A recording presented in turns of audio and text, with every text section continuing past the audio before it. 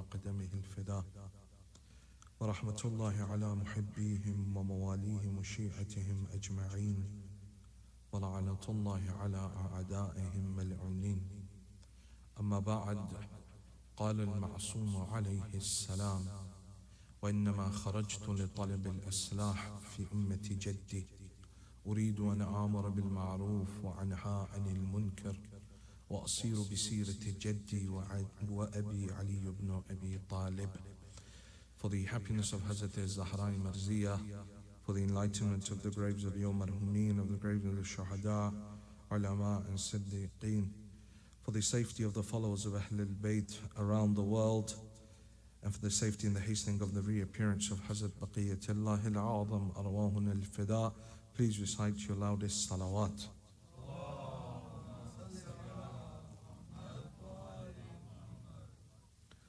All praise is due to Allah subhanahu wa ta'ala, the one who is Rahman and the one who is Rahim, the one that has given us opportunity to once again mourn the son of Sayyidah Zahra on this, the second night of the holy month of Muharram, the nights of reform, the nights of love, the nights of ascension towards Allah subhanahu wa ta'ala.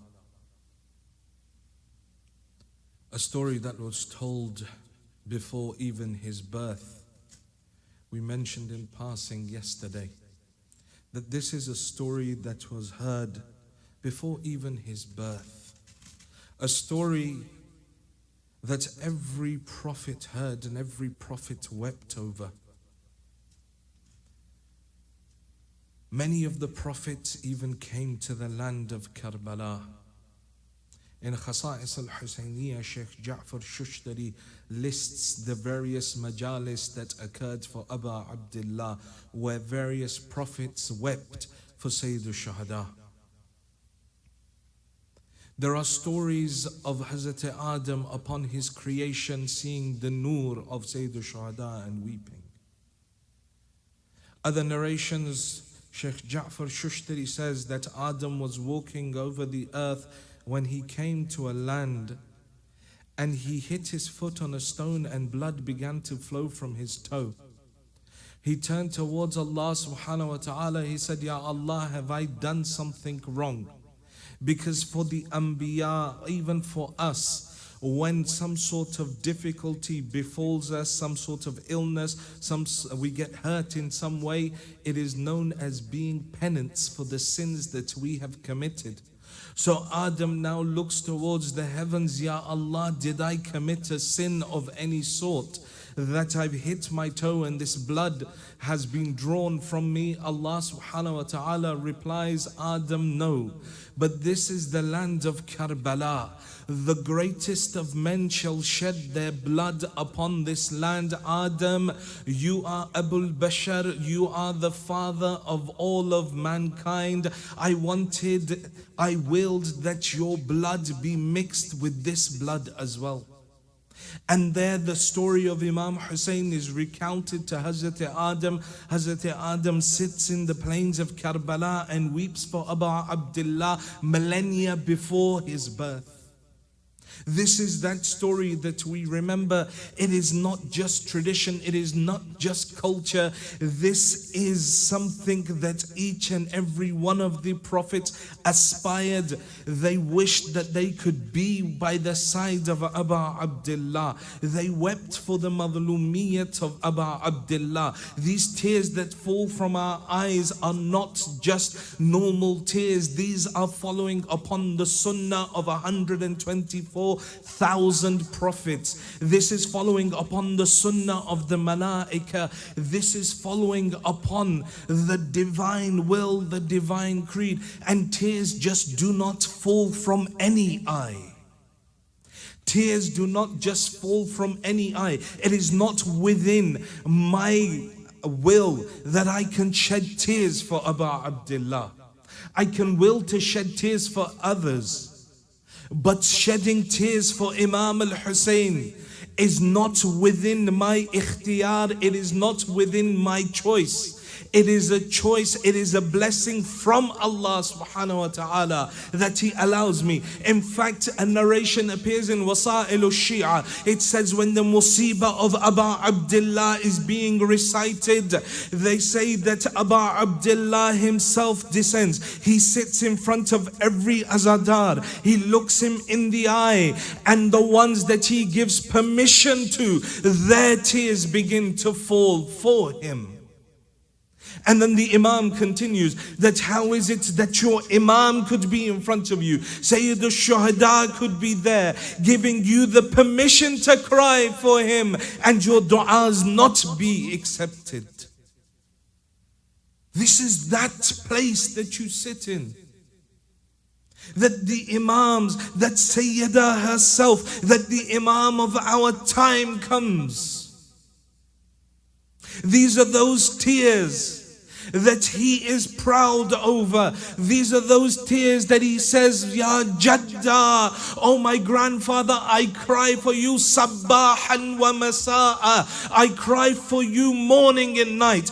In Ziyarat Nahiya Kabira, he says, I cry for you day and night. وَلَا أَبْكِيَنَّ لَكَ بَدَلَ الدُّمُوعِ الدَّمْعَ. And when my tears finish, I cry tears of blood for you, oh grandfather. If it is good for the Imam of my time, it is good enough for me. But if I'm unable to shed those tears, then I need to ask Allah why it is that He has removed this ability for me to wipe away my sins, as we explained yesterday. And why is it that Sayyid al-Shuhada possesses such greatness? Why is it that for him we have arba'een? The other Imams were madhulum. The other Imams were shaheed. The other Imams were oppressed. The other Imams faced different types of trials and tribulations. Why is it that the arba'een of Sayyid al-Shuhada is commemorated, and there is no arba'een for Amirul Mu'mineen? There is no arba'een for Imam al-Hassan. It is because Sayyid al-Shuhada holds a position that is different to all the other Imams. Imam al-Hadi is paying someone to go to Karbala when he is ill. He's saying that I am ill. You're going to Karbala. I want to give you money. Go to Karbala and pray for me under the dome of my grandfather Aba Abdullah, that Allah gives me shafa'ah. The person turns around. He says, Mawla, but you are also Hujjatullah fi ardh. You are the Hujjah of Allah upon the earth. Imam, why is it that you are sending me to Karbala? Imam says, because even though I am Hujjah of Allah upon the earth, my grandfather Hussain holds a different station. He has a different status because he gave everything for Allah. Everything in the way of Allah subhanahu wa ta'ala. And we will analyze the letters, the sermons of Aba Abdullah, in order to understand that mindset, in order to try and inculcate that mindset within ourselves, that mindset of ithar, of sacrifice, being able to give in the way of Allah and not regretting it. Today we look at that letter that he left with his brother Muhammad Hanafiya in the form of a will. Here Sayyid al-Shuhada highlights his aims. But before, who is Muhammad Hanafiya? Why Muhammad Hanafiya? Muhammad Hanafiya is the half-brother of Sayyid al-Shuhada. Amirul Mu'mineen remarries. From that marriage, a son by the name of Muhammad is born. This Muhammad Hanafiya is no ordinary individual. His ma'rifah of his Imam is what keeps him, which makes him distinguished from all the other individuals. Imam entrusts him Muhammad Hanafiya is that individual that in the battle of Siffin, Amirul Mu'mineen sends out Muhammad Hanafiya constantly out into the battlefield. When the Munafiqeen notice this, they come to Muhammad Hanafiya and they say to him, Muhammad Hanafiya, how zalim, how unfair is your father Ali, that he keeps on sending you out into the mouth of death, but yet your brothers Hassanain Sharifain, they sit within the tents, and Ali keeps on placing you in front of death. And Muhammad Hanafiya looks towards this munafiq and he says, you have not understood. They, Hassanain Sharifain, are the sons of Rasulullah and I am the son of Ali. They are like the eyes and I am like the arms. When the eyes begin to become attacked, instantly the arms come in front of the eyes in order to protect them. This is Muhammad Hanafiya. Now Sayyid al-Shuhada entrusts him with a letter. What does he say in that letter? The line from that letter that is most famous, that highlights the whole aim of Imam al-Hussain. The Imam says, Inni lam akhriju ashran wala bataran wala mufsidan wala dhulma. The Imam says, I have not left, I have not sought to seek discord, fasad, oppression upon the earth. No. وَإِنَّمَا خَرَجْتُ لِطَلَبِ الْأَصْلَاحِ فِي أُمَّتِي جَدِّي أُرِيدُ أَنْ آمُرَ بِالْمَعْرُوفِ وَأَنْهَى عَنِ الْمُنْكَرِ وَأَسِيرُ بِسِيرَةِ جَدِّي وَأَبِي عَلِيُّ بْنُ أَبِي طَالِبٍ. The Imam says, rather I have left in order to seek reform in the ummah of my grandfather through doing Amr bil Ma'roof, by enjoining good, وَالنَّهِي عَنِ الْمُنْكَرِ, and forbidding evil, وَأَسِيرُ بِسِيرَةِ جَدِّي وَأَبِي عَلِيُّ بْنُ أَبِي طَالِبٍ, and I have come out to walk upon the path, the seerah of my grandfather and my father Ali. There are a number of points that we will take from this letter. وَإِنَّمَا خَرَجْتُ لِطَلَبِ الْإِصْلَاحِ, I have come out in order to seek reform. To reform, to change, to bring back something, back to its original state, because Islam had become so degraded. Islam had fallen so far back that now it was unrecognizable, that a drunkard like Yazid was upon the seat of Khilafat, like an individual like Muawiyah had turned the whole nation against Amirul Mu'mineen. This is that nation that when Muawiyah leads Salatul Jum'ah on Wednesday, because he has to go out on Friday, no one bats an eyelid. Hussein comes out, he says, لِطَلَبِ الْأَصْلَاحِ فِي أُمَّتِ جَدِّي, I have come out in order to seek reform. But in order for me to seek reform, I must leave. In order to bring about reform, I must leave Medina. أريد أن آمر بالمعروف, by enjoining good, by forbidding evil. The first thing is Islah, reformation. The message of Karbala is reformation. If I am the same post the day of Ashura, post the day of Arba'een, I'm exactly the same as I was before the Ayyam of Muharram began, then I have not understood the message of Imam Hussain. If I am exactly the same as I was last Muharram, and the Muharram before that, and Muharram before that, decades and decades of Muharram go past, decades and decades of Majalis I have heard, but yet I'm still the same. That is not what Aba Abdullah went out to do. Imam Hussain didn't go to Karbala for our tears. He didn't go to Karbala for our azar. No, he went to Karbala in order to awaken, in order to reform, regardless of my age. No matter how young I am, or no matter how old I am, how old I think I am, Karbala is that place of reformation.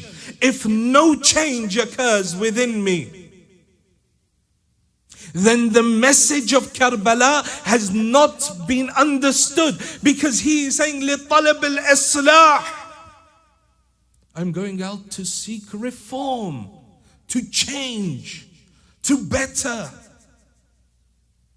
to return it to its pristine condition. If I look at myself and I have not reformed, or I have no intention to reform, then Sayyidul Shuhada's message is lost upon me. The second lesson is that in order to seek reform, at times one must leave their comfort zone. وَإِنَّمَا خَرَجْتُ, I have come out of my city. It's difficult for a person to leave their city.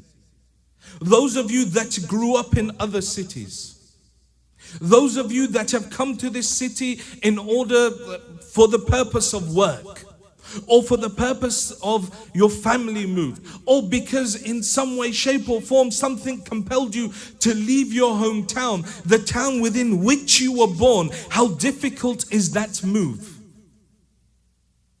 But at times it is essential.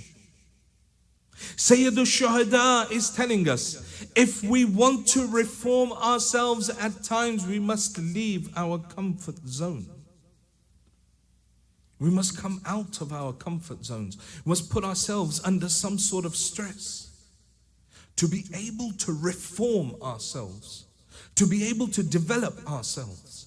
If I don't find that I have that connection with Allah subhanahu wa ta'ala, if I find that I do not have that connection with Ahlul Bayt alayhimus salam, then what I must do is try and analyze my life, and if it means putting myself in slight discomfort in order to achieve those goals. For example, I see that within myself I don't have that connection with Allah. So now I think that within Ramadan I felt that spiritual connection. What was it that I did in Ramadan that is different throughout the year? And that is fasting. I must place myself back within that slight discomfort in order to reform myself, to bring myself closer to Allah. If I find that in the city that I live in, or in the community that surrounds me, there isn't any desire, I don't see any movement, I don't see people having that religious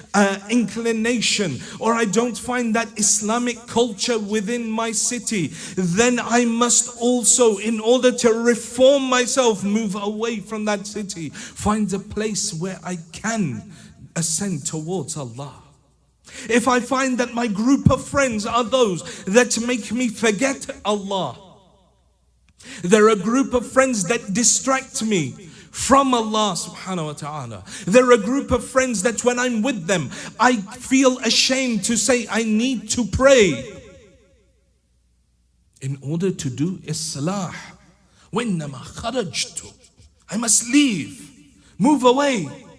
If I find that I have a group of friends, or I live within a society that to wear hijab, people will frown upon me, and people will say, why has she, for example, started wearing hijab even though it's wajib? We live in a weird and odd place where now the religion is for sale. Anyone who picks it up can start going, no, but I think it should be like this. In order to reform, if my aim is God, I must put myself in discomfort. If Zahiran, the place that I work, if I come in tomorrow wearing hijab and they say to me that why is it that you're wearing it? And I feel uneasy, well, that's uneasiness, that discomfort is perfectly fine. It is thawab, it is ibadat, it is walking the Hussaini path. If I want to grow a beard, but my family say, no, you look old. Or I think that others around me will say, no, he's become a terrorist, he's become extreme. Or I'm afraid of the police, or I'm afraid of what my society will say. Then leave that society, change that society. Because know that these days that we weep for Hussain ibn Ali, that head of Abu Abdullah, when placed in front of a tray, and when Yazid was reciting those lines of poetry, saying that there was no angel that came, there was no wahi that came, this is but a game of Bani Hashim. Some narrations say that Yazid had shaved his beard on that day in order to say that today I reject the sunnah of the Prophet in its totality. وإنما خرجت لطلب الإصلاح. How can I cry for him if his message has no bearing on my life? أريد أن آمر بالمعروف. I've come out.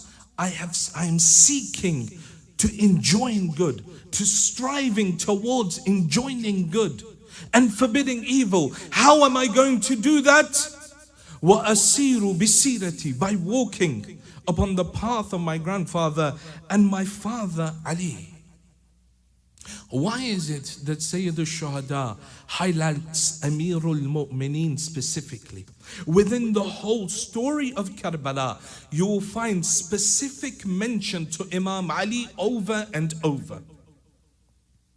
Sayyid al-Shuhada mentions him. In this letter he's mentioning him. He could have said, وَأَسِيرُ بِسِيرَةِ جَدِّي, I seek to walk upon the path of my grandfather. Why add أَسِيرُ بِسِيرَةِ جَدِّي وَأَبِي Ali ibn Abi Talib? Why? Because that society had become the munkireen of Amirul Mu'mineen. They were those that rejected the fada'il of Ali. This is that army when Imam Hussain says to them, why is it that you're so hell-bent on killing me? They said, بُغْزًا لِأَبِيكَ, it is because we hated your father. So now Imam Hussain is reaffirming that the path of Rasulullah is the path of Ali. Ali walks upon the path. And when you look at the war poetry that is recited within Karbala, you look at Nafi' ibn Hilal, the companion of Sayyid al-Shuhada. He comes out, أَنَا غُلَامٌ يَمَنِيُّ الْبَجَلِي دِينِي دِينُ حُسَيْنٍ وَعَلِي. He says, I am that servant, that Yemeni servant. My religion is the religion of Hussein and Ali. You go towards Anas ibn Harith. Anas ibn Harith writes out, he recites his war poetry. Alu aliyin shi'atu rahmani wa alu harbin shi'atu shaytani. He says the family of the followers of Ali are the Shia of the Rahman, and those that are in the army of Yazid, Alu Harbin, the army of the enemy, Shi'atu Shaytani. You are the Shi'as of Shaitan. This constant reaffirmation of the wilayat of Amirul Mu'mineen. This constant pushing the fada'il of Amirul Mu'mineen. In fact, Abi Abdullah himself, when he rides out, he says, أَنَا ابْنُ عَلِيٍّ الطَّهْرِ مِنْ آلِ هَاشِمٍ كَفَانِ بِهَذَا مَفْخَرٍ هِينَ أَفْخَرٍ. That I am the son of that pure Ali. That Ali that was known for his taharat, for his purity. And if I, Hussein, choose to be proud upon anything in my life, this single point that I am the son of Ali is enough for me. In order to reaffirm, to remind people of the status of Amirul Mu'mineen. What are we doing in order to remind people of the station, of the status of Amirul Mu'mineen? Or is it that I say, no, these Fazail, this Nare Haydari, all of this is for some other time. We're more logical. We need to have more, logic in what we... These things that we say about Imam, impossible, But yet Sayyid al-Shuhada went out in order and recited the Fada'il of Amirul Mu'mineen. He recited the Fada'il of Amirul Mu'mineen constantly to remind the people of what Amirul Mu'mineen stood for. He constantly says to them, I am the son of the daughter of the Prophet and the son of Ali. To remind them. Because this was a society that had forgotten Amirul Mu'mineen. He sought reform. He sought to change society. But I want to focus specifically a little bit more in depth of this concept of Amr bil Ma'ruf, enjoining good, wa nahi anil munkar, and forbidding evil. Enjoining good, calling people towards good. When someone is doing good, or when there's something good happening, bringing people towards that. Nahi anil munkar, to remove, to stop people, to show your dislike for an action that goes against the commands of God. Be that through physical action, be that through your tongue. To hate an action that goes against Allah. But remaining silent is not an option. We come to the Holy Quran for those that remain silent. You come to the story of Nabi Saleh.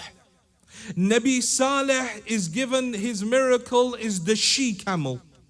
That she camel that would feed the people. The only stipulation was that one day the people will drink from the river, the next day the camel will drink. Some people became jealous of it. They began speaking amongst themselves. One man, he goes out and he decides to kill the camel of Nabi Saleh. Yeah? He kills the camel of Nabi Saleh, and then the azab of Allah comes ila akhir. But the point here is, one man kills, the Quran says, فَعَقَرُوهَا. They killed her. One man killed the she camel of Saleh. But the Quran says, فَعَقَرُوهَا. They killed the she camel of Saleh. Say, why is this? One man killed, Quran is saying they killed. The Imams explained, they said, because the others stayed silent in this act of sin of his. Others stayed silent as if to accept. So Allah subhanahu wa ta'ala says, فَعَقَرُوهَا فَدَمْدَمَ عَلَيْهِمْ رَبُّهُمْ وَذَنْبِهِمْ فَسَوَّاهَا. And that the Lord brought the punishment upon them. That the people of Nabi Saleh were destroyed. Because they stayed silent in the face of a sin being committed. Nabi Shu'aib, when he walks away from his people, and Allah says that I am about to send my adhab upon them, the people of the thickets, of the trees. Nabi Shu'aib says, Ya Allah, but only a few of them were the sinners. Only a few of them were pushing this ideology of worshiping the trees, of doing, because the biggest sin that the people of Nabi Shu'aib committed that caused their annihilation was that they used to shortchange people in business transactions. They used to sell something at one price, but when the person came to buy it, they would mess around with the weights and sell them less. So they would mess around with people in business transactions. Allah sent adhab upon them. Nabi Shu'aib says, Ya Allah, but only a few of them committed the sin. Allah says, the remainder of them remained silent, Shu'aib, so I will wipe them all out. In fact, in Ziyarat Ashura, what do we say? Come to Karbala. We're in the Ayyam of Azab, Sayyid al-Shuhada. What do we say? لعن الله أمة سمعت بذلك فرضيت به. May the la'an, the curse of Allah be upon that ummah that heard of what befell you, O Aba Abdullah, and they were happy. Not necessary that they rejoiced, but within their heart of hearts, they were pleased with the action. Or they didn't openly show their hatred towards the action. And so from that point, until this day, until the day of judgment, the mu'mineen will gather and send la'an upon them. So those that see bad, see evil within their society, and they don't say anything. They see evil within their community. They see people sinning. They see bid'ah within their society. 2 nights from now, we will speak about the idea of bid'ah, of innovation in regards to the letter that Imam Hussain sends to the people of Basra as one of the causes of Karbala. They see innovation, they see bid'ah, they see lies being attributed to Ahlul Bayt, but they stay silent. Our qasaid, our qasidas, at times they enter the realms of ghuluv, enter the realms of shirk and exaggeration. And many of us stay silent while we hear that. Many of us may even throw in a wahwa or a nara haydari, not understanding the detriment that we are causing, not just to the religion, but to ourselves for our graves. That we hear people recite fanciful things that mix Allah and the Imams together. There are so many examples. People that come and start saying, at least inshallah, inshallah, you're safe from it here. But in England, we have a big problem with it, where they have this chant of Ali Rabb, or Ali Raziq, or Ali Khaliq. Even though Allah in the Holy Quran Himself says, is there any other Raziq but me? Is there any other Khaliq but me? But these Jahils, they come and they push these ideas.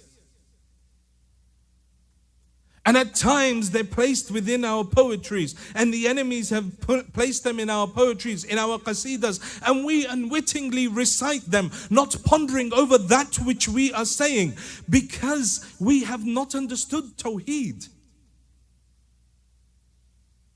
Karbala is about tawheed. The stance of Aba Abdullah is about tawheed. Everything that Hussain ibn Ali did in Karbala was for tawheed. Riding out into Karbala, Ilahi taraktu al-khalqa turran fi hawaka wa itamtu al-ayala likay araka wa in katta'tani bil-hubbi iraban iraba limal al-fuadu ila siwaka. My Lord, I've left the whole of creation for your sake. I've orphaned my children so that I may see you. And even if the swords were to come and cut me to pieces in your love, my heart would turn to none but you. Karbala is about tawheed. Tawheed ki chahat hai to phir Karbala chal. Warna ye kali khul ke khili hai na khilegi. Tawheed na masjid mein na masjid ki safon mein. Tawheed tujhe shabbir ke sajde mein milegi. That if you want tawheed, then look into the sajda of Aba Abdullah. Ilahi ridam biridak wa tasliman li'amrih la ma'bud as-siwak ya ghiyath al-mustaghithin. My Lord, I am satisfied within which there is your happiness. I have submitted to your command. O the one that there is none worthy of worship but you. O the one that hears the cries of the one that cries out. This is Karbala.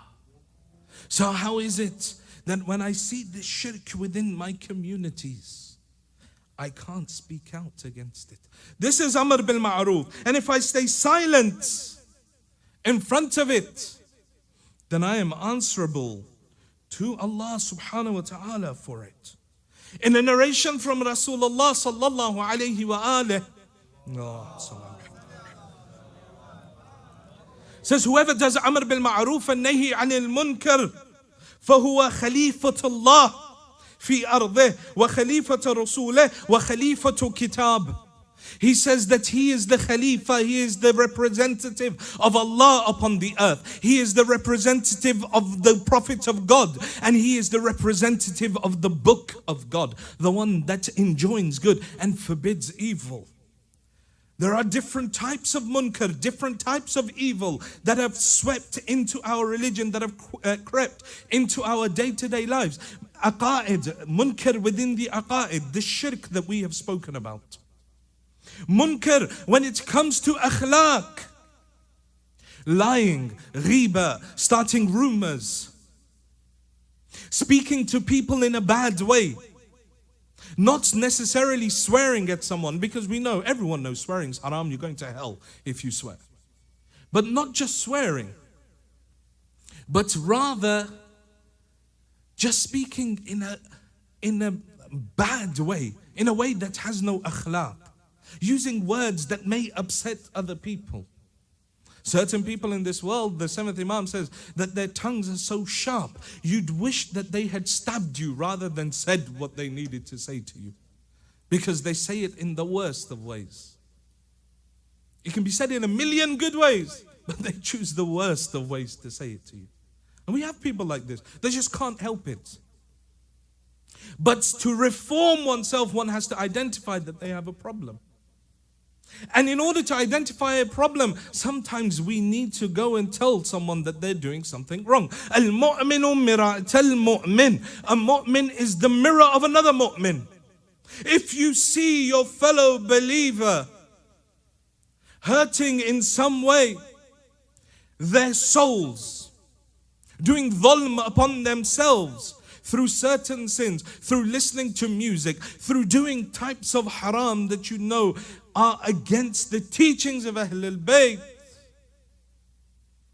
then I should have the courage to go, even if that person is my brother or my best friend. I should have the courage to say, look, I know I'm not perfect, but, and I hope that you would do the same for me, but this thing that you're doing is haram. That's how we bring about Islah. That's how we bring about change within society. So we have that akhlaqi understanding, that akhlaqi reformation. There is munkar ijtima'i, social. You know, socially we have certain things that we do. You know, starting rumors and things. You know, earlier today we were speaking with brothers about, rumors that people start about, none less than our scholars. People start various rumors. You hear all sorts, he is like this, or he did this, or this attitude, this idea, this is munkar. Without knowing something, we just hear something that's been passed down, Chinese whispers from one person to another person, until it gets to the point that, this person did this and this haram, and, I think he's actually a kafir in disguise. We need to be aware of these societal problems. These societal issues where people take the religion, mix culture with it, and think that it is fine to do. We have to stand against that munkar. this clash of religion and culture. If the culture does not go against the religion, it is fine. It's not the other way around. You know, at times we take our culture as the word of God and the religion as, is it compatible? Maybe, maybe not. You know, I take my culture and I'm like, you know, in my culture, she's like my sister. Yes, but she's not your sister. In the religion of God, she's still not your mahram. She may be your sister-in-law, great.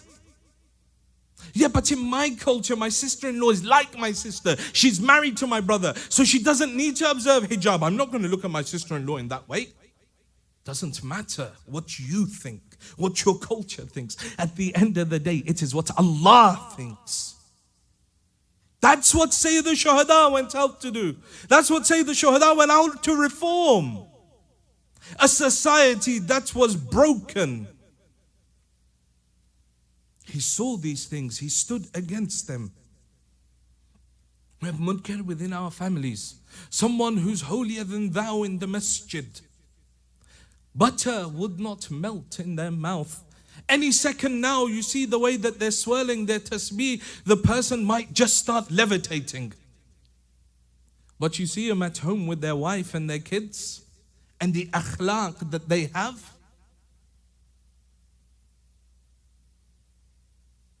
And you realize all of it is irrelevant. One of the companions of the Holy Prophet that is killed in one of the battles by the side of the Prophet. He comes, after he's killed, the Holy Prophet comes. The Holy Prophet digs his grave. The Holy Prophet lowers him in the grave. The Holy Prophet buries him himself. The Holy Prophet says the Malaika have come down to join in the Salatul Janaza of this companion of mine. His mother comes forward. She says, how lucky you are that the Holy Prophet of Jannah, the Holy Prophet of Islam buried you. He recited for you, glad tidings be upon you, O my son of Jannah. The Holy Prophet says to her, quiet. She says, why? She says, why did you say that glad tidings of Jannah? She says, Ya Rasulullah, you are the Prophet of God. You buried him. You recited his Salatul Mayyit. You said that the Malaika descended for him. You yourself buried him, recited the Talqeen for him. How could he not be in Jannah? The Prophet of God says, you do not see what I see. Your son is currently being punished in the grave. For all the good that he did, he had bad akhlaq with his wife and children at home. Munkar, all over. This is these various types of munkar, these various types of evil that exist, that a person must seek to reform if they truly want to be Hussaini. And there are 4 ways of reducing the munkar, reducing the external and internal munkar. The first is highlight the sin, realize what the sin is, then read about the effects of that sin. If I'm someone that backbites, or if I'm someone that has pride, if I'm someone that has jealousy, if I'm someone that doesn't pray on time, think about that sin, contemplate over it, go pick up a book, read a book, see what the results of that sin are. See what the punishments in the grave are. Gunahani Kabira by Ayatollah Dastaghib.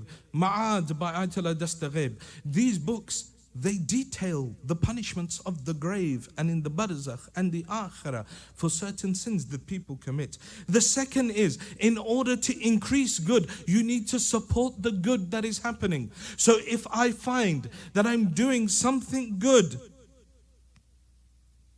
then I should focus on that good and try and build that good. I'm reciting Salatul Layl, try and keep that. Or I'm reciting my namaz on time. I keep my focus on that and slowly but surely start to edge away the sins of lying, of ghibah and all of this from my life. If I see a fellow person, or if I'm trying to change society, there's bad things, there's good points within society, I encourage the good and slowly work upon the bad. Your positive reinforcement with our children.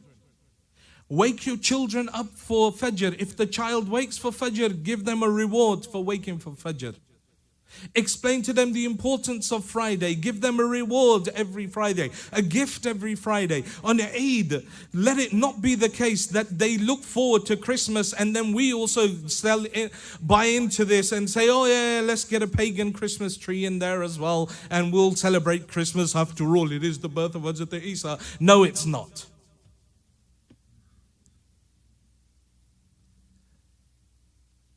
In order to remove munkar from society, we must reinforce the positive Islamic points. When our child remembers a surah, reward them. When they remember, reward it. If one person has started to do something haram, replace it with an alternative. This is one of the techniques. You know, the companions came to the Holy Prophet. They said, look at these monks that are there. You know, in the early days, they were really passionate. And they said, look at the monks, the Christian monks. They live their life secluded. They worship Allah. That's what we want to do. The Holy Prophet said, vows of chastity in Islam are not allowed. Mystical, total seclusion from society is not allowed. Allah subhanahu wa ta'ala reveals to him, tell them that they can do i'tikaf. I'tikaf within the masjid. 3 days, 10 days. As long as you've supported your family for that time. You want mystic seclusion, you want spiritual seclusion, go. I'tikaf. You know, the youth want to go out with their friends. They want to go have a meal with their friends. Encourage it when they go with their Shia friends, with their Muslim friends. This is how you reform a society. Make sure that our masjid is the central point of our lives. Allow the children to go out with their friends, but as long as they are their Shia mu'min friends, mutadayyan friends.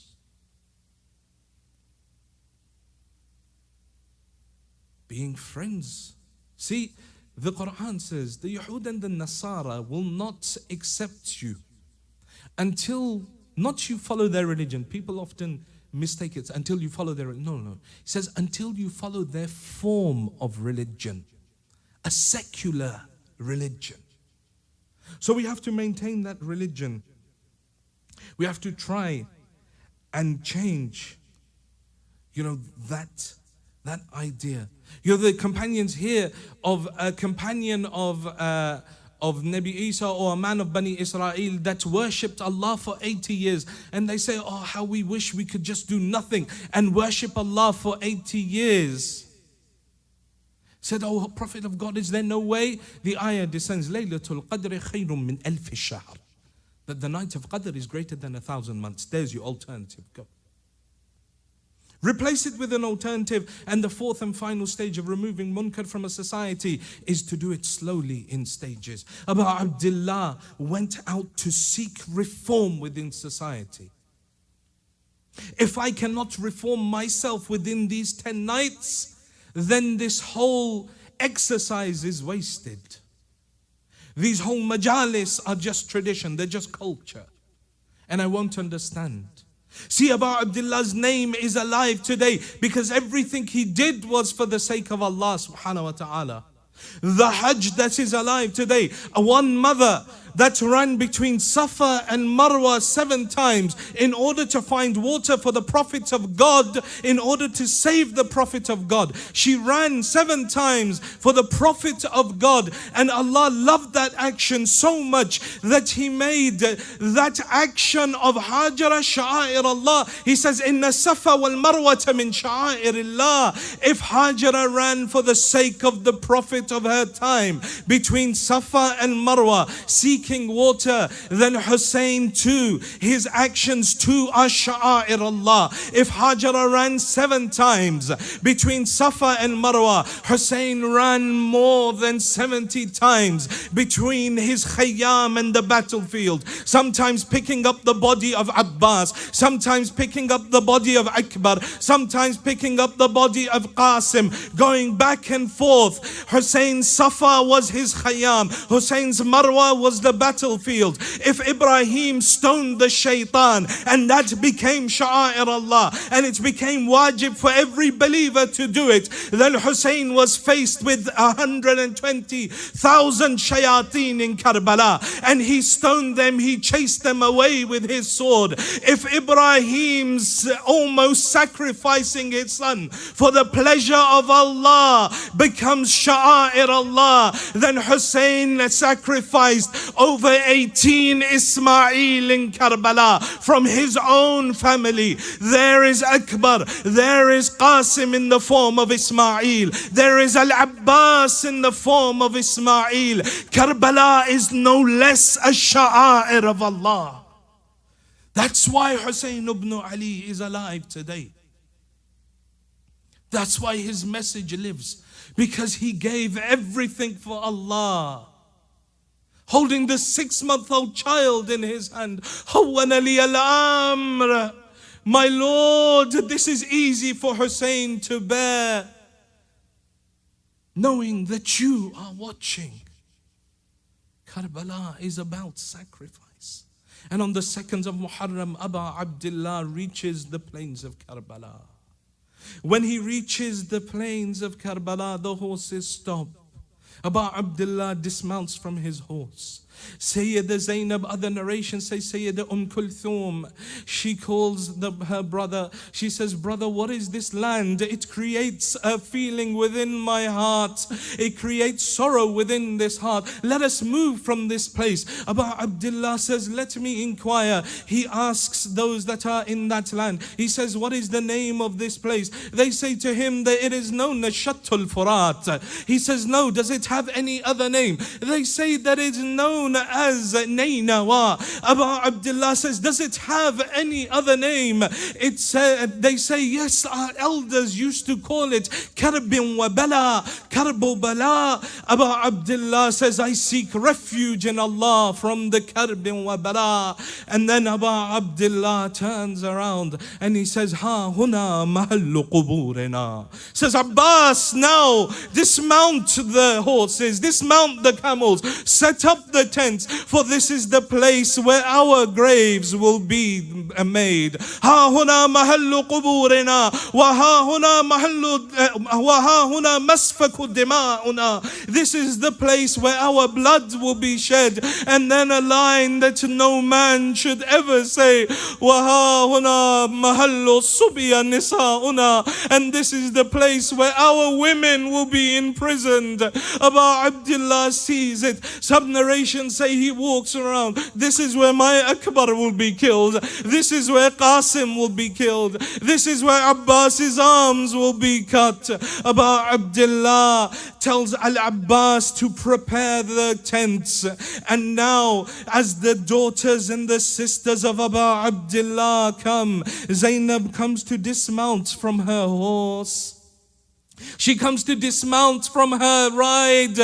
On one side is Al-Qasim, on the other side is Al-Abbas, on the other side is Akbar. One comes forward, aunt, let me help you. Another comes forward, oh sister, let me help you. Another comes, let me help you. Zainab is surrounded by her mahrams. Each and every one of them allows and helps Zainab down onto the plains of Karbala. This is the 2nd of Muharram. But on the 11th of Muharram, what befell Ahl al-Bayt? What befell this Zainab? That they say, Nazarat shimalan wa yamina. She looks to her left and looks to her right, cries, Wa Abbasa, Wa Akbara. Oh Abbas, where are you? Oh Ali Akbar, where are you? There is no one to help Zainab ascend this camel. There is no one by the side. They say Zainab hears the moving of chains. She sees her ill nephew, Zainul Abidin, coming. Oh Aunt Zainab, Sajjad will help you mount. Zainab climbs upon her camel, her hands tied around her neck. They say they began to take the camels through where the bodies of the shuhada lie. Zainab, as she goes through, Zainab throws herself from the 11th of Muharram, having seen, on the 11th of Muharram, having seen a pile of stones from which spears were coming out, Zainab throws herself to the ground of Karbala. No, we've not understood. See, when Ali Akbar fell, he was a man and he fell from a horse. When Abbas fell, yes, Abbas's arms were cut, but he was a man and he fell from a horse. When Qasim fell, yes, he was young, but Qasim fell from a horse. But this is Zainab. Zainab is a woman. Zainab's hands are tied around her neck. Zainab is falling from a camel. Zainab falls upon her face upon the plains of Karbala. They say Zainab ran and sat. She got up, she ran and sat. Why is it that Zainab ran and sat? They say maybe two reasons. The first reason is Zainab was so tired from Sham-e Ghariba that she stayed awake the whole night taking care of the women and children of Abu Abdullah, that she couldn't sustain running for so long. And the second reason, they say, because as Zainab ran and the horses that had run over the body of Abu Abdullah on Asr Ashur, the body of Hussain ibn Ali was cut to pieces. Zainab stopped at each piece. She sat down, she kissed the part of the body of Hussain until she reached that pile of sticks and stones. Anta akhi, anta qurratu aini. Are you my brother? Are you the apple of my eyes? Are you my Hussain? She turns around, she looks around the body, sees nowhere to kiss. Zainab sits down on the ground, places her lips upon those veins that have been cut, upon that neck of Hussain. Then she turns towards Karbala. Ya Jadda Salla alayka malaikatu sama. Oh my grandfather, the malaika of heavens would send salams upon you. Wa hadha Husainuka murammalun bid-dima. Here is your son Hussain covered in his blood. Muqatta'ul a'adha, his body cut to pieces. Maslubul amamati wal-rida, and his body has been looted from its clothing and its amama. Wa banatuka sabaya, and your daughters are being taken captive. Oh my grandfather. Ala la'natullah ala al-qawm al-zalimin. وَسَيَعْلَمُ الَّذِينَ ظَلَمُوا أَيُّ مُنْقَلَبٍ يَنْقَلِبُونَ Inna lillah wa inna ilayhi raji'un. We pray to Allah subhanahu wa ta'ala to forgive our sins. Pray to Allah subhanahu wa ta'ala to forgive the sins of our parents. Oh Allah, those of our parents that are alive, give them long lives. Those of our parents that have left this world, give them a place next to Ali Muhammad in Jannah. Oh Allah, those who are ill, give them shafa'ah. Those who are in debt, clear their debts. Oh Allah, those that have brought problems, difficulties, sorrows on these nights of the acceptance of dua. Ya Allah, for the sake of these tears that have been shed for Abu Abdullah, Ya Allah, relieve everyone's sorrows, solve their problems, accept their hajat. Ya Allah, keep safe the Shia of Ali Muhammad around the world. Destroy the enemies of Azadari around the world. Ya Allah, keep our ulama and our maraji at the head of our institutions. Ya Allah, hasten the reappearance of the Imam of our time and allow us to be amongst his true muntadhirin, his true waiters, for the acceptance of these du'as and any other du'as that the brothers and sisters have brought. Please recite 3 loud salat ala Muhammad wa ali Muhammad.